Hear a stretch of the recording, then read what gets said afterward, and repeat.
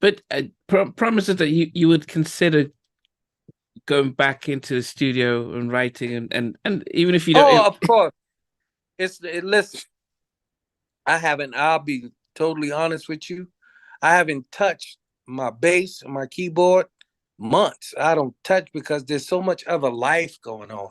Mm, And I don't take it for granted. It's just that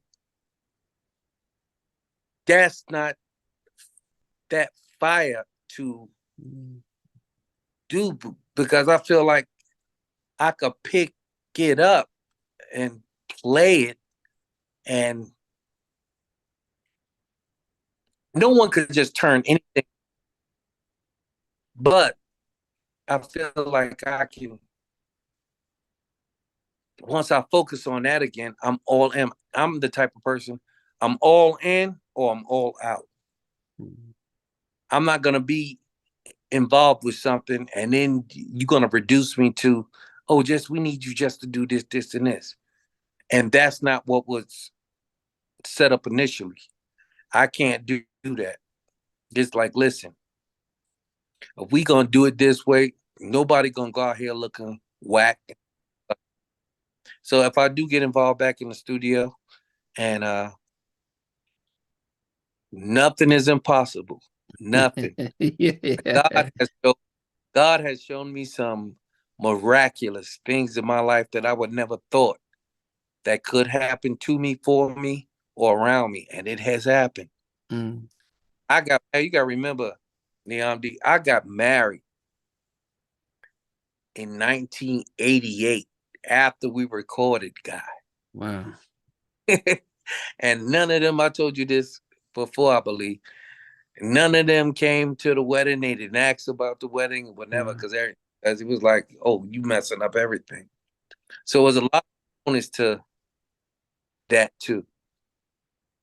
But thank Jesus Christ, I'm still with my wife 34 years. Wow. Still, I never was able to leave my children. I was able to be a dad, not just father them. I was able to be dad. Yeah. That's more important to me than any God thing. Yeah. Yeah. And especially within this industry, I mean, there's very few people that have that record of being with the same, having kids everywhere, having being with the same spouse for that long. And so but I know in a lot at the that moment of time, it doesn't seem you can't see too far ahead. You can only think about what it is and what ifs and stuff. And I, and I was questioning everything. Like I was questioning when I tell you every single thing, I was an emotional wreck. But yet I felt safe. I don't know if that makes sense.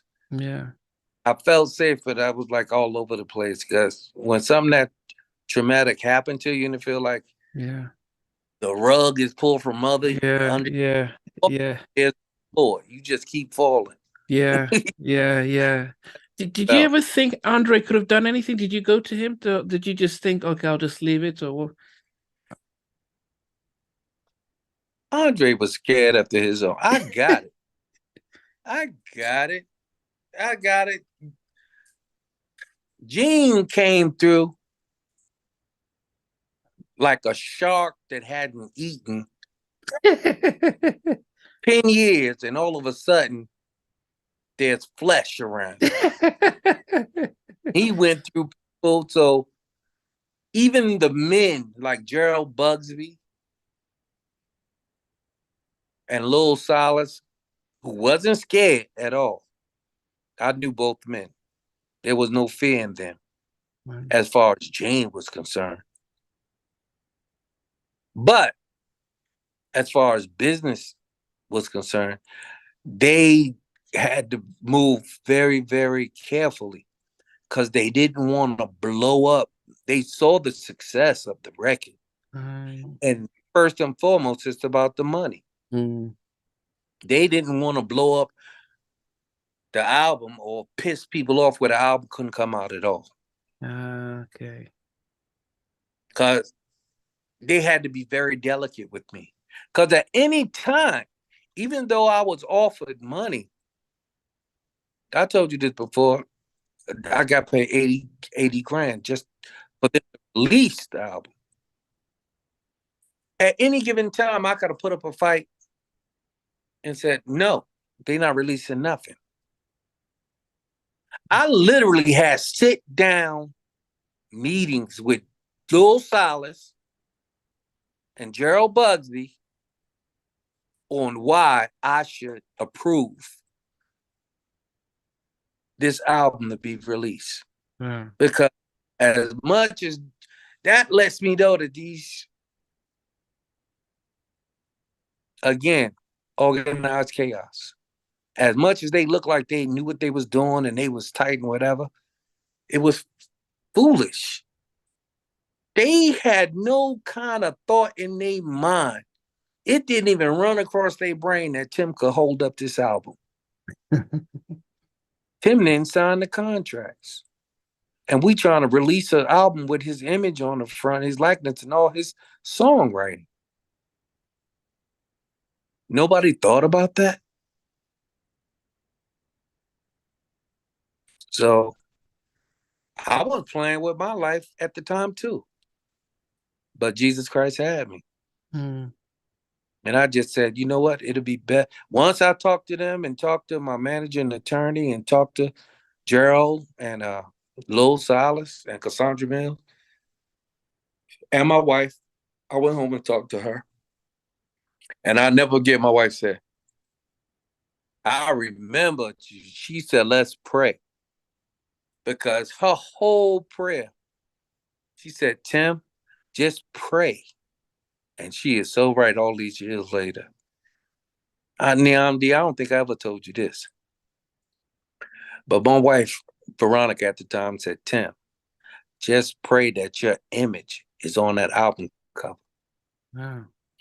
Your image is on that album cover for decades down the line. People will always remember. And she was so right. And my album, my picture was on the first single, Groove Me, Mm. and on the album cover. Yeah. Because if my picture wasn't on that album cover, I don't even think you and I would be having this conversation. Because we wouldn't have, we because Milli Vanilli almost got away with it, but Yeah, we, exactly. you know, Be like, okay, because we you saw know, the video Groove Me, we saw the album, and we didn't understand. I didn't understand. I know most people didn't understand. millions Uh, of people saying that what's going on is some fuddy duddy shit. Period. yeah, Did it by putting Teddy out front, so you couldn't deny the fact that Teddy did all these things and all these productions and people. So basically, they went with that and said, okay, well, that'll cover up. Besides them asking the questions about, but what happened to this guy over here? Now the years pass by, and people like, yeah, okay, but this is still not correct yet. So we have these little interviews like this to basically wanting to find out, and that's God, that's Jesus, because God will let though nothing go unsolved in God's world, Mm. whether people want to see it or not, and that's how it is. Yeah. So, yeah, for that, but like, yeah, we wouldn't be here if it wasn't for that. So Yeah, but I appreciate your time. I know you're busy, you've got a family, you've got everything, got work, but you're taking the time to really, to just update us on things. There's you, it. yeah, I appreciate you. I told you that the first time we put the first interview together. I was like, listen, no problem. We gonna get there. we Yeah, gonna but do it. And I held back on. If you notice, I haven't really done no interviews that yeah. much lately. I haven't because it's like, okay, it's getting redundant now. We talking about the same thing over and over and over, and it's like regurgitating and reliving the pain. I did it 4 times. I got 1 or 2 interviews coming up again, but I did it 4 times just to let people know, like, okay, the truth. Mm. But after you hear it and see the interviews and see the Jack. not the documentary, but see Jack, and hit it, the story is there.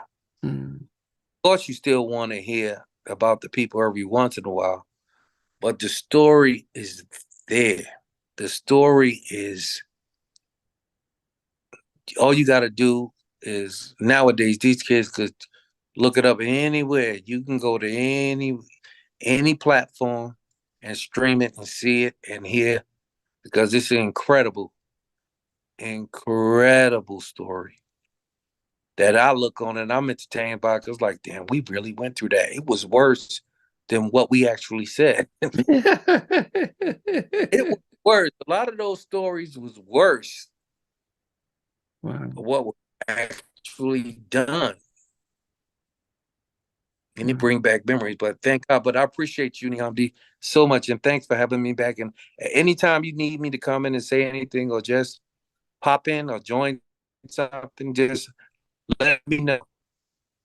And if I can do it, I'll do it.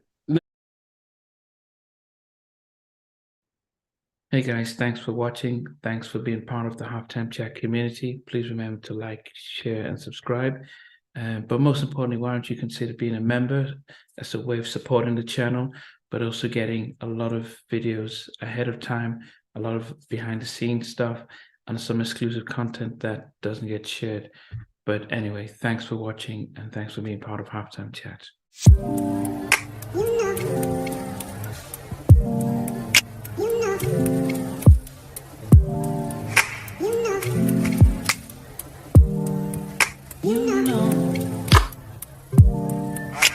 I begin